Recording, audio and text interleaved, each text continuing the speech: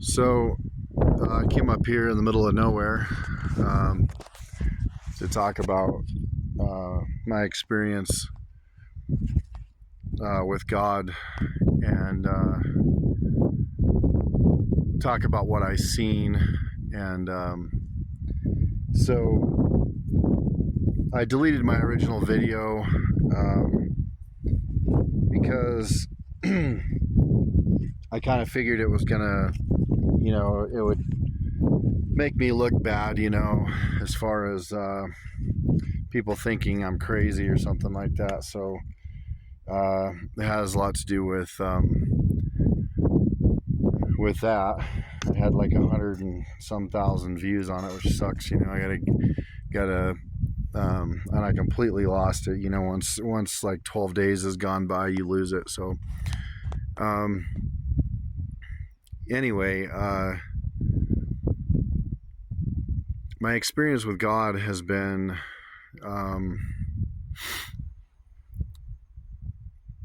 kind of connected, intertwined with multiple times in my life, not just one incident, of a near-death experience, but like multiple times. So when I was a kid,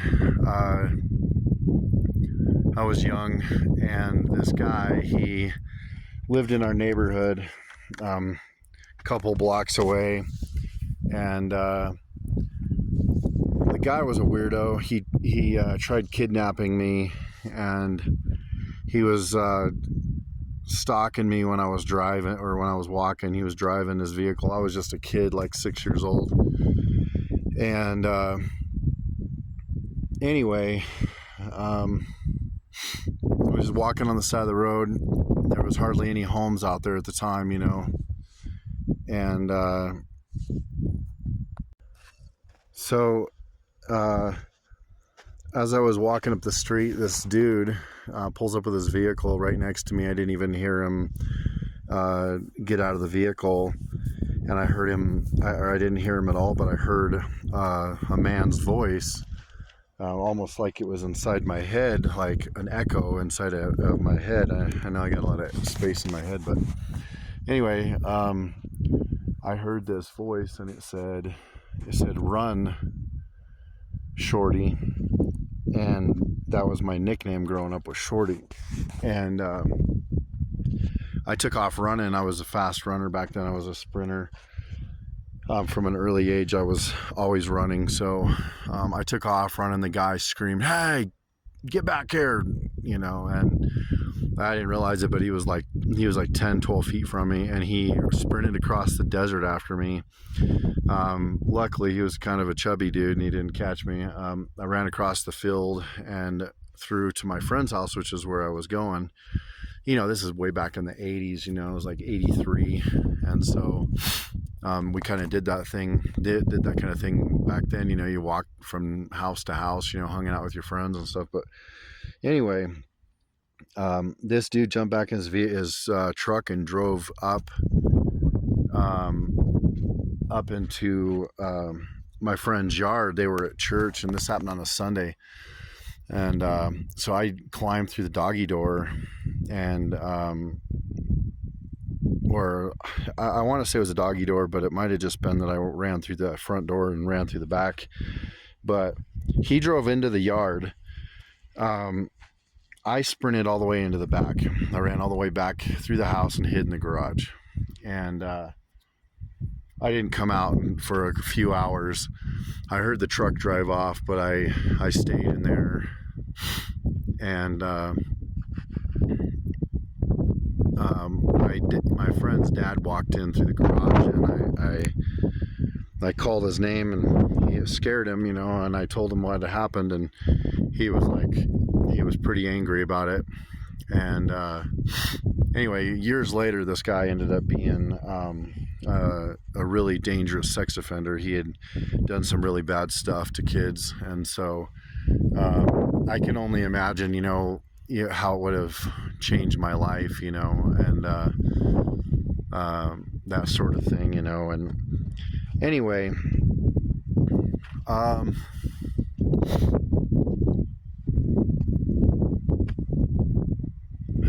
years later, I was working for this pipe yard, and I had to unhook the pipe and everything, and the casing and all that stuff, and we were loading or unloading a train car, and I heard this voice yell, "Watch out!" And it was the same voice I'd heard before when I was a kid.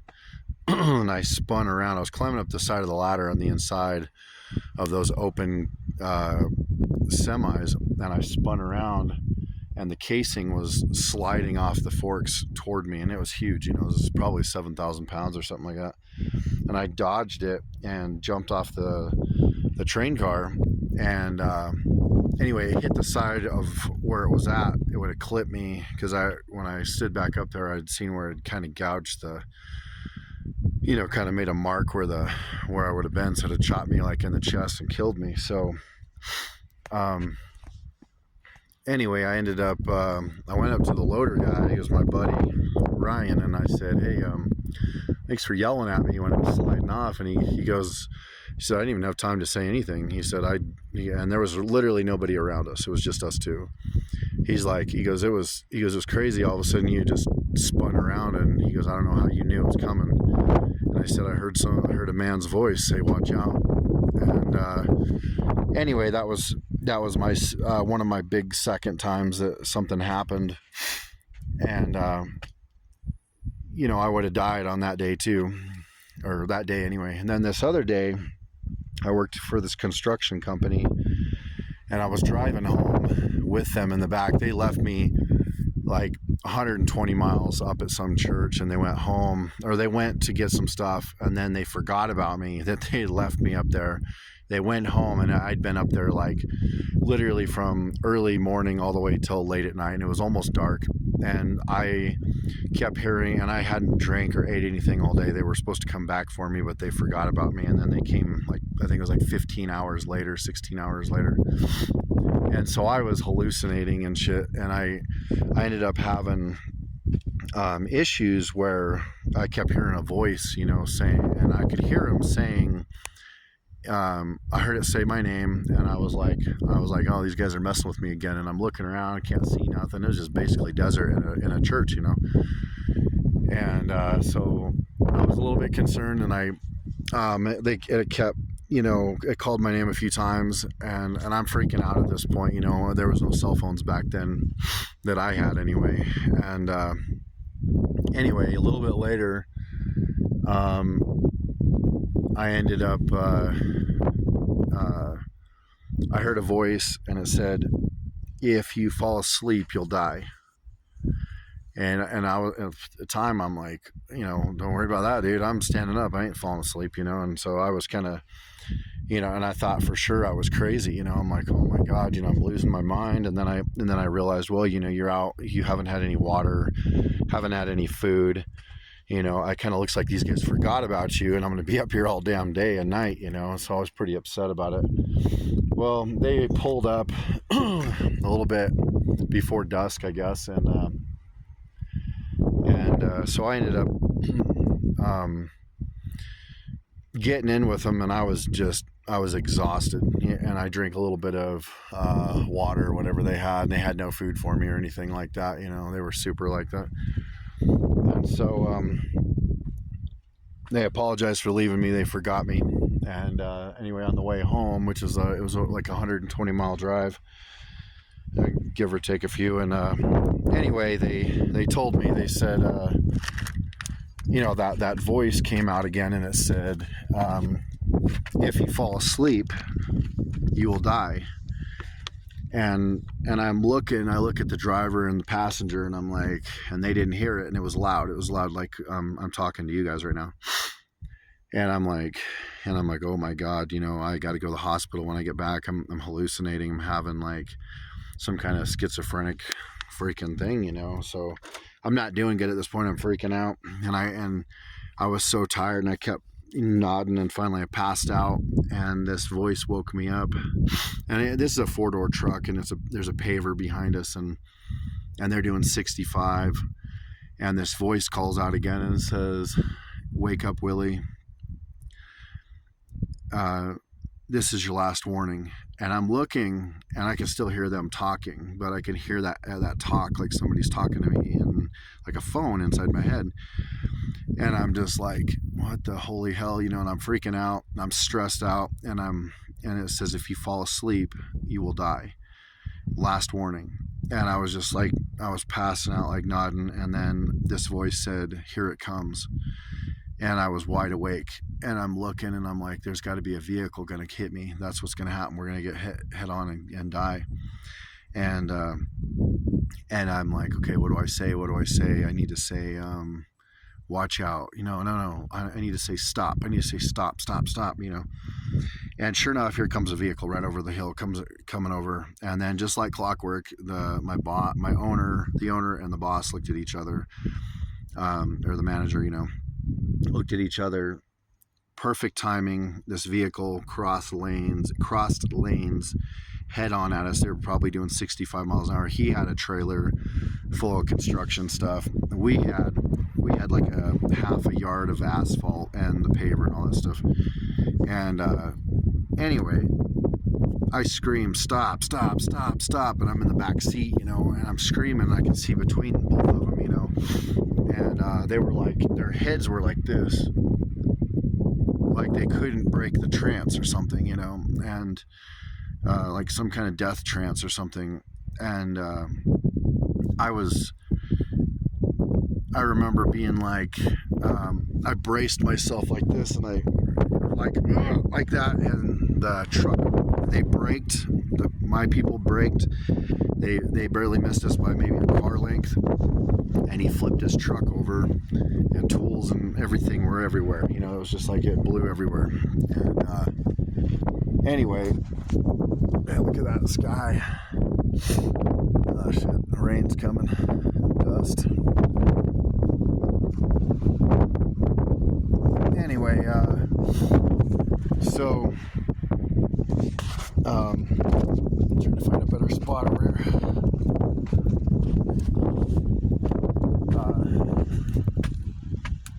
So we ended up, we got out of the vehicle and ran up to him, checked on him. He was super drunk. He was upside, well, he was kind of at an angle, almost upside down. Fuel leaking everywhere. He was trying to start his vehicle. The highway patrol ended up getting him. Anyway, I decided that I was no longer an atheist at that point, and I didn't know what I was. I was like, well, something's talking to me, and I'm not crazy, and so I was like, I gotta figure this out. So I started reading every book that I could get my hands on, except the Bible. I just had or misconceptions about it, and I didn't want to really. I didn't really want to deal with religion because I was angry at a lot of people that were religious, and so I stayed back from Christianity for 15 years. I was like, no, I'm not going to be a Christian. I don't want to be. I think they're, I just don't like the people that are involved in it. So I was pretty much against them, and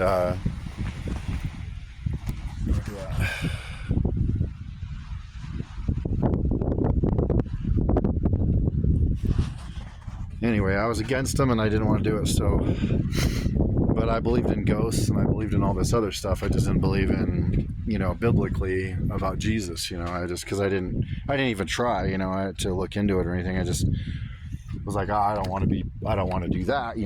I want to believe in what I want to believe. And somehow, I'll figure it out. And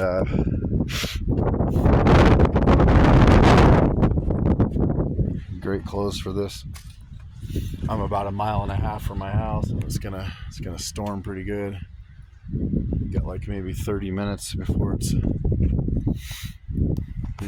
ended, maybe an hour, because that line up there, it'll be clear, and this is the direction it's coming.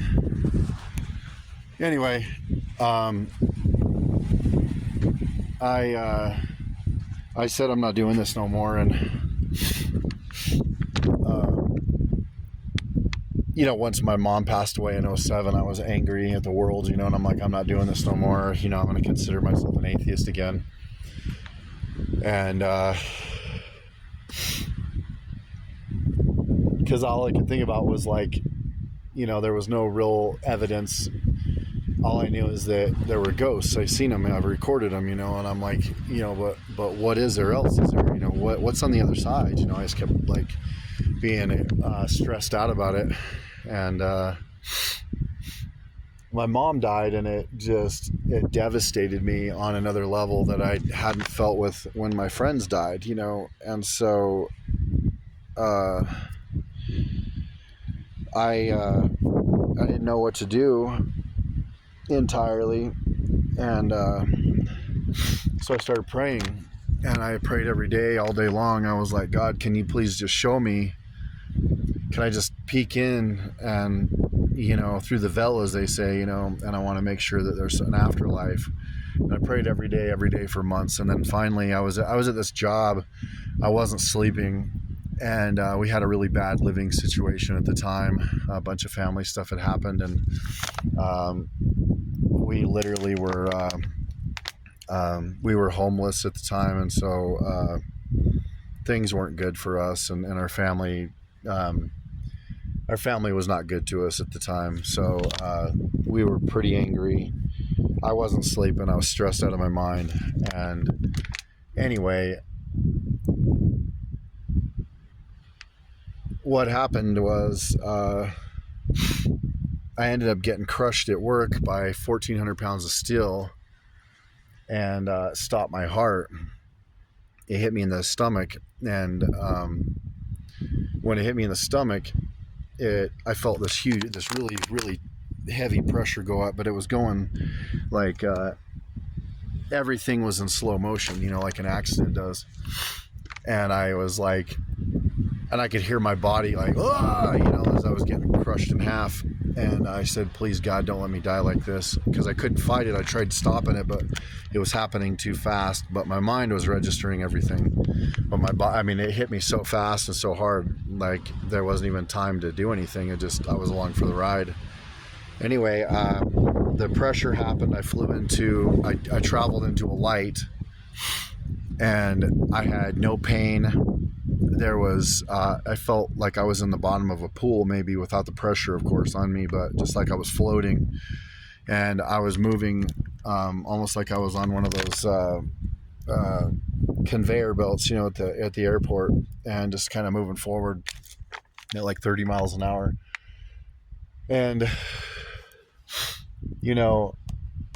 as I'm traveling up, I can see probably about where that back mountain piece is right there, that's about where I saw a man in a lit up room, big square room. It was like a door, a doorway. And he was on the outside of the door, and there were people in a half circle around him, like, behind him. And they were all like facing him all the way around him. And as I got closer, like I said, I'm doing about 30 miles an hour, but I don't feel the pressure. I just know the speed I'm doing, and then as I get closer, and I start feeling, not necessarily closer, but immediately I felt this sound. I felt this vibration, if you will, like it was the most beautiful sound that, if you could say it like that,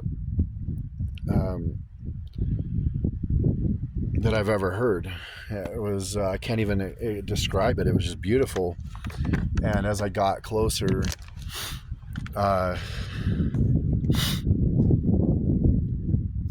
realized that the people behind him had wings. And I know biblically I've heard that there is no, like, people, like the angels don't have wings,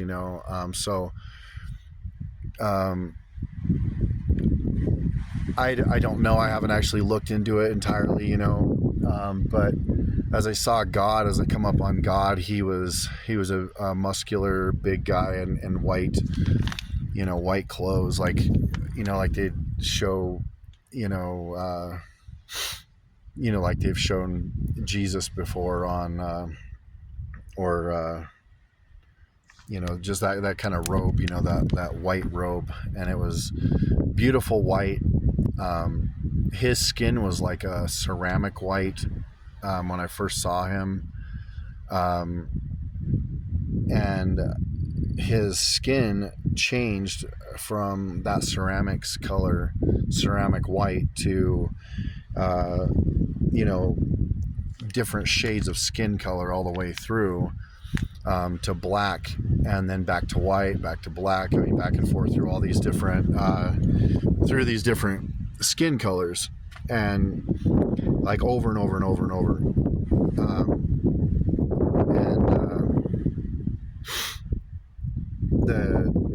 The angels, when I was looking at them for a split second, when I noticed them before I saw him start to change, they were like beautiful structure. Their skulls, were beautiful looking. Their facial features were. I don't remember all the details about it now. It's been a long, long time since 2007. That's 18 years.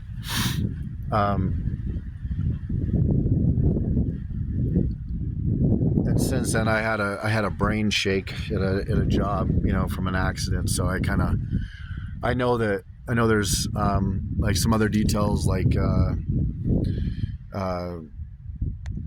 his face finally went gold, like a brass or a gold. It was like his skin turned into that. He had white hair, longer white hair. He had bigger features, like his nose was wider.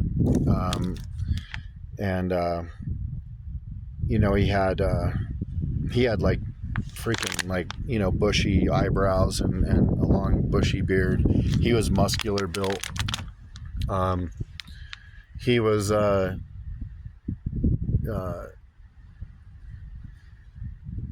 he actually had his face had features like my friend that was that's part Eskimo. And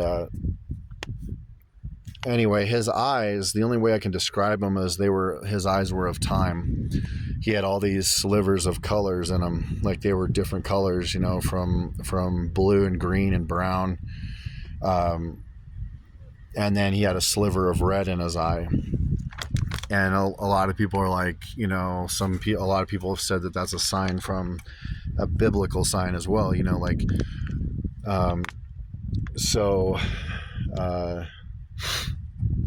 anyway, finally he broke up into white light. He just, like, the white light started shining through the gold or the brass looking color, opened him up, and it was like I was looking at, like, he just disappeared, and it was just light, and then it was soft white light, and he wasn't well, before all this happened too, as I was traveling up, he told me, because he reached his hand out for me to take his hand, and I was like, please don't take me. I said, my family really needs me. I have to stay here. And anyway, he nodded and smiled, like a slight smile, and nodded like this at me. He called me by another name. For the life of me, I can't pronounce it. I can't even see it in my head anymore. I used to be able to see it.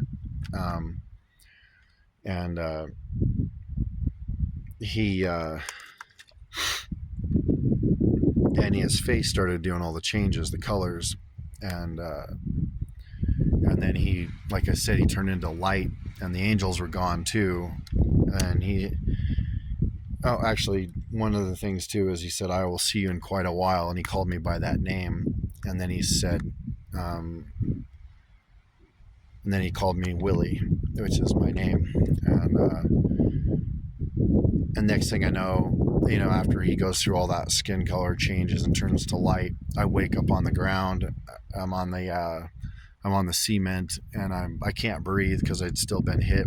I got hit so hard. And I'm laying up there, and the steel that hit me came off the chain on one side and fell on the ground. It was still attached to the other side, but I was laying on the ground, and my friend Dan come in and was like, "Hey man, I'll call an ambulance for you." And I was like, I couldn't speak yet, and I was just like, don't do that, and so I just laid there, and maybe 5 minutes later or something like that, my wife called and got a hold of me, and she was really upset, and she was like, I just dreamed that you got killed, like the steel hit you and killed you. And I told her, I'm like, I think I just did. I think I just died. I just got hit really hard, and I traveled into a light. And she started crying, and she was really upset. But the idea that she knew that I'd been injured, that she had that connection to me like minutes later to call me, man, that's super powerful too, Anyway,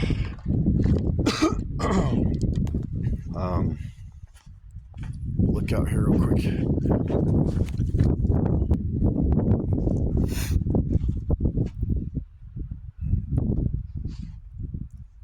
Kind of crappy out still.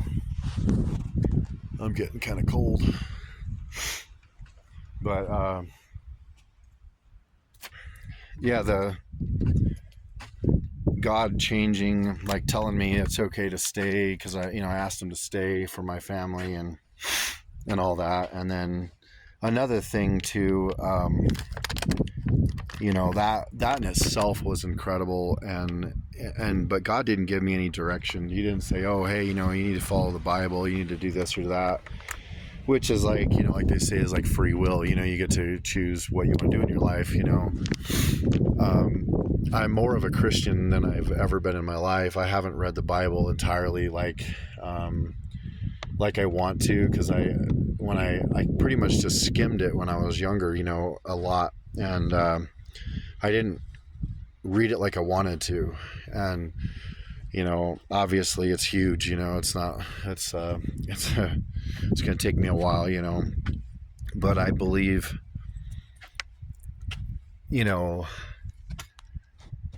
in Jesus more than I don't, so. And I think one of the coolest things is, like, Joe Rogan had some people on there, and they were talking about how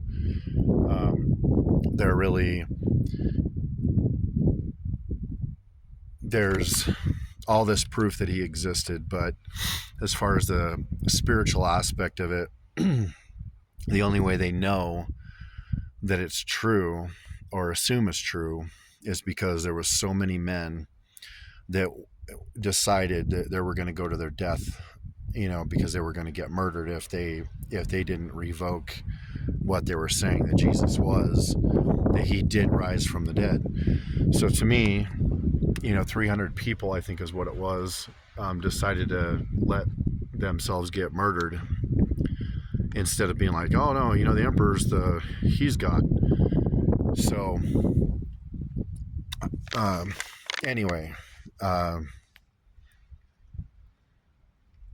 so I think there's a lot of proof in that. There's I don't know about all the other details of it. I've heard some crazy stories and stuff, and they're hard to stomach, hard to swallow. You're like, what the hell, So I don't know entirely about everything. I'm not even 100% on everything else either, but it's the closest I can think is that it's Jesus, Jesus is the actual, is God, is the one I actually saw. And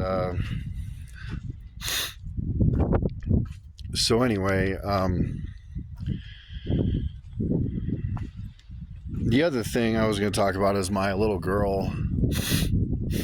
My wife and me couldn't have kids. We tried. We even went to my wife got a duodenal switch done, so they claimed that would help. Plus, she got on hormones and she did everything that she could. And we paid thousands and thousands of dollars to do an in vitro thing. And I ate better. I did everything I was supposed to on my end too, and it just didn't happen. And my wife was super upset, and it devastated her, that she couldn't have kids. And I started praying to God because I knew God existed, but my wife had lost faith in God, and I was like, can you please let my wife have a little daughter, have a little girl. She really, really needs one. She needs a little girl. She's always had boys in her life, and I feel like she needs a little girl. She doesn't care whether she has a boy or a girl, but I think she needs a girl. And I prayed every day, all day long, and I prayed for almost 2 years. Even when tragically my brother-in-law died, and that dropped Lacey even lower than she'd ever been, and so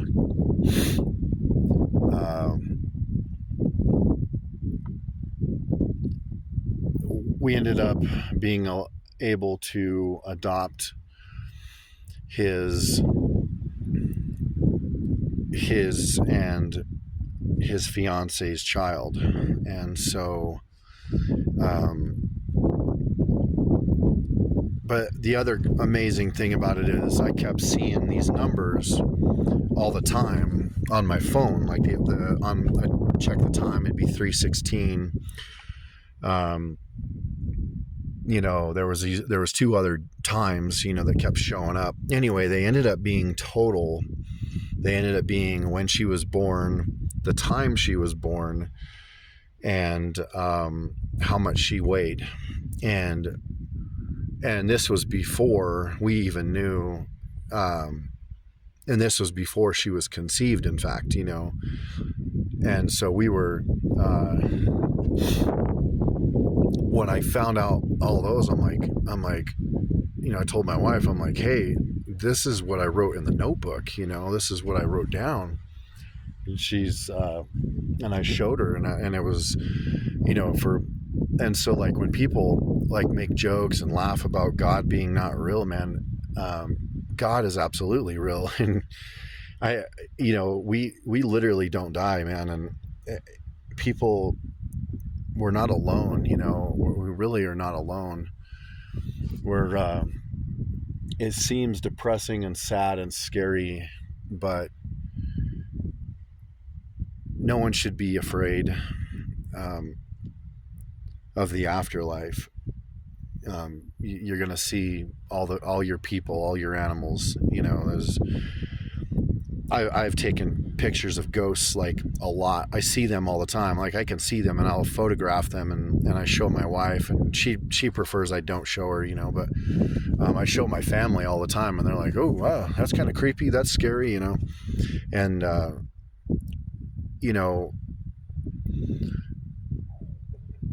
they're 100% absolutely real. Ghosts are spirits, 100% real. God is, if life is tough, you need to pray, go pray to God. It might take for a little bit, but if you truly deep in your heart, you absolutely want something or need something, and you start talking to God, God will answer you. I know there's been horrible things out there in the world where people die and they prayed to God, please don't let this happen, and this still happens. I don't know what to say about that. I really don't. But a lot of amazing things have happened for me in my life, so I try to tell people that there's a connection if you listen. There's a spiritual world that's right around us all the time, and we just need to pay attention a little bit more. I think if people prayed a little bit more, they would probably be happier. You know, instead of not praying, I think people kind of get caught up in you know, not praying and then thinking everything's against them. Their whole lives or everything, the whole world's against them, and it really isn't. You know. Anyway, y'all, take care. I'm gonna head home. I'm Chilly Willy, so I will talk to y'all later. Thanks for hearing my different version of everything. But y'all take care and have a good day or night wherever you're at.